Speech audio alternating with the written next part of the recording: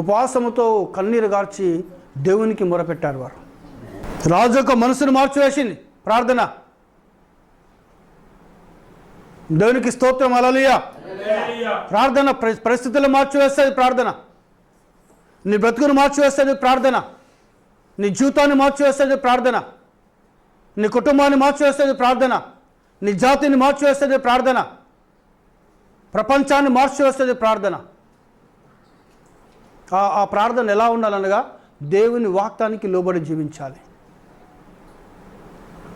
దేవునికి మహిమ, హల్లెలూయా, హల్లెలూయా. సో ఇక్కడ వాళ్ళు చూస్తే ఎలా ఉన్నారండి, వాళ్ళు ప్రత్యేకించబడిన జనాంగం. ఈరోజు యేసు ప్రభు కూడా ప్రత్యేకించబడిన వాడు. ఆయన వాక్యం బోధిస్తే కూడా ఎలా ఉన్నది, ఏమన్నారు వాళ్ళు? ఒకసారి చూడండి, మార్కు సువార్త 2వ అధ్యాయంలో ఒక చక్కటి మాట ఉంటుంది. అంతటా వారు కపెర్నహూములోనికి వెళ్ళిరి. వెంటనే ఆయన విశ్రాంతి దినమున సమాజ మందిరంలోనికి పోయి బోధించారు. ఆయన శాస్త్రం వలె కాక అధికారము గలవాని వలె వారికి బోధించను. కనుక వారు ఆయన బోధకు ఆశ్చర్యపడింది. ఆయన ఇతరులు ఇంతమందుకున్న శాస్త్రం వల్ల ఆయన వాక్యం బోధించడం లేదు. ఆయన పరిశీలన వల్ల ఆయన వాక్యాన్ని బోధించడం లేదు. ధర్మశాస్త్ర ఉపదేశకుల వల్లే ఆయన వాక్యాన్ని బోధించడం లేదు. ఎలా బోధిస్తున్నాడండి ఆయన? అధికారం. ఏం అధికారం ఉంది ఆయన బోధలో? వాక్యం యొక్క అధికారం ఉంది. దేవునికి స్తోత్రం, హల్లెలూయా, హల్లెలూయా. వాక్య అధికారములైన వాక్యాన్ని బోధిస్తున్నాడు ఆయన. ఆయన బోధకు వారు ఆశ్చర్యపడ్డారు. ఏలియా వాక్యం బోధిస్తే ఆశ్చర్యపడ్డారు. బాప్తిజం ఇచ్చే యోహాను వాక్యం బోధిస్తే ఆశ్చర్యపడ్డారు. అపోస్తలులు వాక్యం బోధిస్తే ఆశ్చర్యపడ్డారు. అపోస్తలుడైన పౌలు వాక్యం బోధిస్తే ఆశ్చర్యపడ్డారు. దేవునికి స్తోత్రం, హల్లెలూయా. ఈ కాలంలో వచ్చిన ప్రవక్తలు వాక్యం బోధిస్తే ఆశ్చర్యపడుతున్నారు.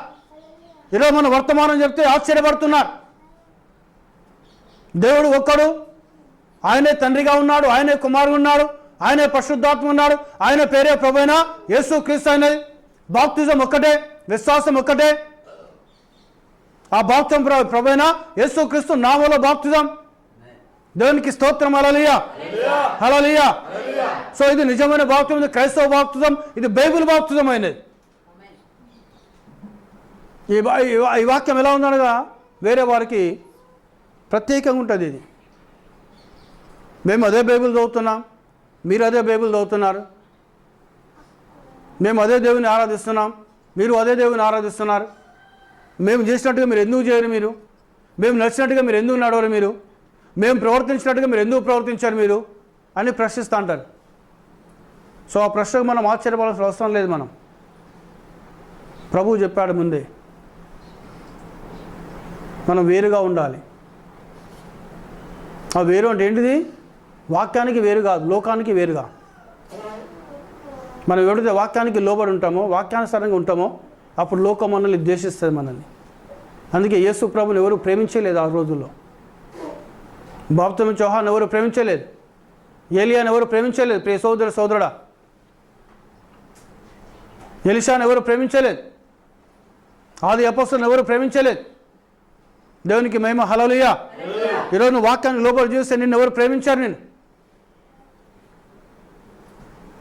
ఎందుకనగా వాక్యం ఎప్పుడు కూడా ఈ లోకానికి వ్యతిరేకంగా ఉంటుంది, భిన్నముగా ఉంటుంది వాక్యం.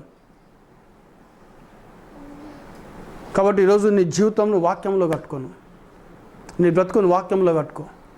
ఆ వాక్యమైన దేవుని నిన్ను దీవిస్తాను. నేను ఈ మొర్దెకై కూడా వాక్యానికి లోబడి జీవించడం ప్రారంభించాడు. ఎస్తేరు కూడా వాక్యానికి లోబడి జీవించడం ప్రారంభించింది. ఇశ్రాయేలు ప్రజలు వాక్యానికి లోబడి జీవించడం ప్రారంభించారు. వారి జీవన శైలి వాక్యానికి లోబడి ఉంది కాబట్టి వారి విధులు వేరుగా ఉన్నాయి. హామాను వాడు పరిశీలన చేసి, అరే మన వల్ల వీరు ఉండటం లేదు, మన వల్ల వీళ్ళు నడవటం లేదు, మనం తిన్న భోజనం వీళ్ళు తినటం లేదు, మన ఆహారం వీళ్ళ మొత్తం టోటల్ ప్రత్యేకంగా ఉన్నది ఏంటి వీళ్ళది? ఆశ్చర్యపోయాడు వాడు. నువ్వు ఈ కాల వర్తమానం నమ్మితే ప్రియ సోదరుని ప్రత్యేకంగా ఉండాలి. లోకస్తుల వాళ్ళే, డినామినేషన్స్ వాళ్ళే నువ్వు ఉండకూడదు. అలా జీవిస్తే నీకు నిత్య జీవం లేదు. We're separated from all the denominations. అన్ని డినామినేషన్లకి వెళ్ళి మనం ప్రత్యేకించబడిన వాళ్ళం. ఆ ప్రత్యేకత ఎవరిచ్చారనిగా ప్రభు ఇచ్చాడు. దేని ద్వారా ఇచ్చాడు? ఈ కాల వర్తమానం ద్వారా ఇచ్చాడు మనకు. దేవుడి వాక్యం దీవించిందిగాక ప్రార్థన చేసుకుందాం.